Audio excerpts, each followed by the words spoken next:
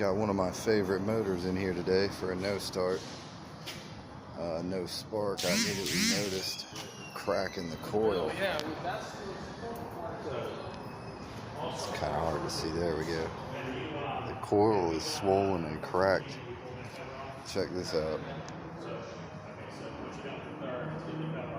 180 degrees, 170 degrees, 74.